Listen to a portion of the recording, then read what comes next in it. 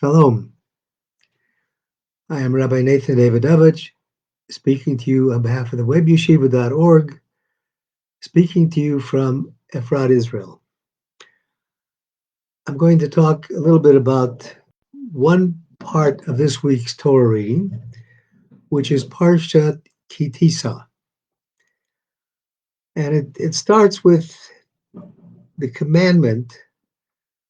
God says to count the children of Israel, and then everybody is commanded to bring 1/2 of a silver shekel for the contributions for the building of the base, the silver bases of the foundation of the walls of the sanctuary, the Mishkan, and ultimately of the holy temples. The Torah continues by saying that somebody who is wealthy cannot give more than 1/2 of a shekel, and somebody who is poor and dependent on the community for support cannot give less than a 1/2 shekel. They're equal. Why is that? There's other places in the Torah that says you can give whatever your heart desires.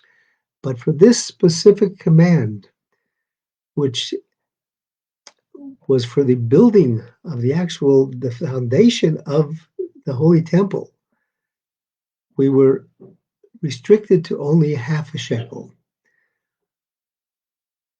The concept behind this goes back to the whole basis of the creation of the world.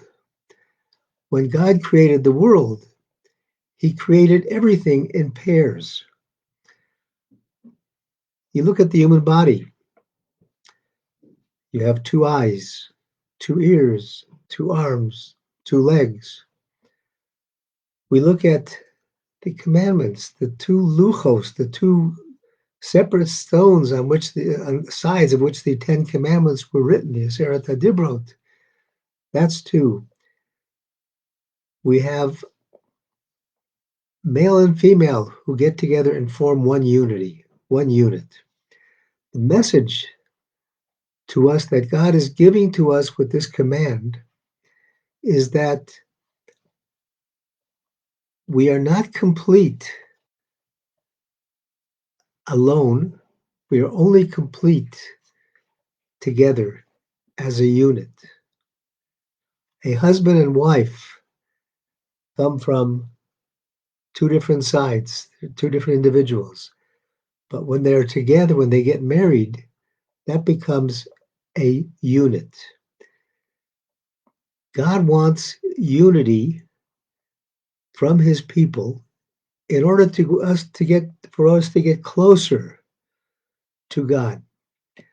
With regard to the construction of the Holy Tabernacle and the Beis HaMikdash, God says, "V'asuli mikdash, you shall make for me a sanctuary, v'shachanti b'socham, and I will dwell within you," plural, meaning with unity. When we received the Torah, just before the Jews received the Torah, we camped at Mount Sinai before the mountain. And the Torah tells us, "Vayichan sham neged hahor," that the people camped next to the mountain. Vayichan is a singular word, but it was talking about all of Israel, unified. To get Torah, the basis of Torah is unity. We see that also the words that the Parsha begins with is Ki Tisa. You shall count. Well, the word Tisa really, it's used in this sense to refer to counting, but it really refers to lifting up. That's also a very important message. First of all, teaching us that we learn from the chatzei shekel, from the 1/2 shekel, that we are all only a part of a whole. We have to be together to make this whole.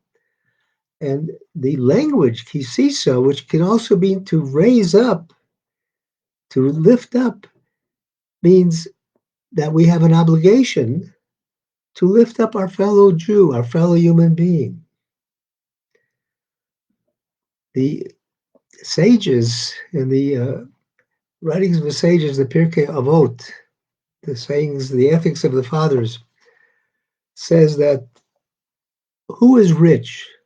Ezehu Ashir says Hasomeach Bechelko, he who is happy with his portion in life. This can also be translated as Bechelko, who is a rich person?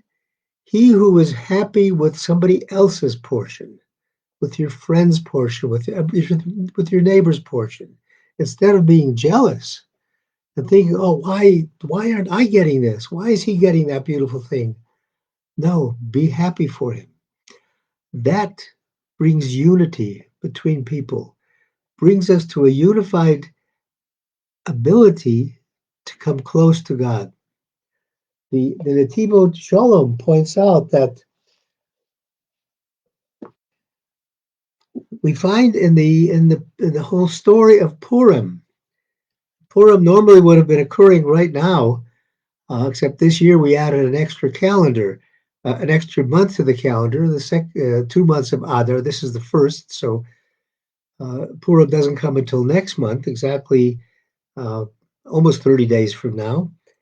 But the Davidovich Shalom says we find in the Purim story that after the great revelations of God's powers behind the scenes to control what happens in this world, then what happens, he says, Nisachtu Yisrael Yachtov.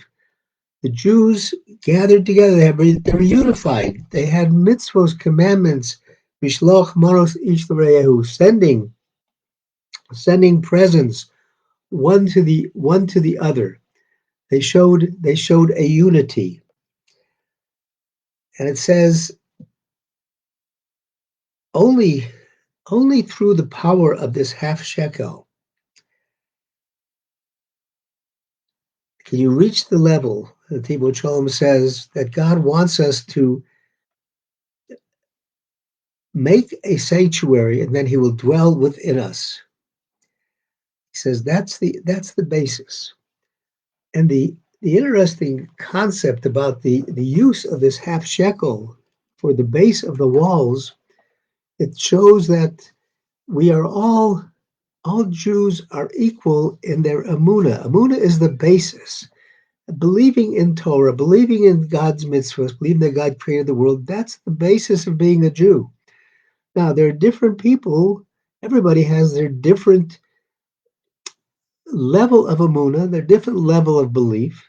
But the bottom line, the foundation has to be, in order to be a Jew, to have this foundation of what we use to build the base of Mikdash, to build the tabernacle, the foundation of emunah. That foundation is equal. The only difference is that somebody has more learned, may know more Torah, may know less Torah. That's not the key. The key is to have the foundation. Once you have the foundation, then you can build up. But you have to have that foundation of emunah. And this foundation of emunah, which is shown to us through the unity demonstrated by this commandment, that shows how we can come closer to God. We are living in a world where this concept of unity seems to have been wiped from our memories, our collective memories. We need to bring it back. We need to recognize that dissension, fighting among people, vilifying other people, that is not what God wants. What God wants in this world, as is exemplified in the commandment, so you shall love your neighbor as yourself. Rabbi Akiva says, Zeh klal gadol b'Torah. This is an important underlying principle of the Torah, to love one another. By showing the need for this love for one another, we can then have unity with one another. My blessing to all of us is that we strive to do what we can to bring unity to this world.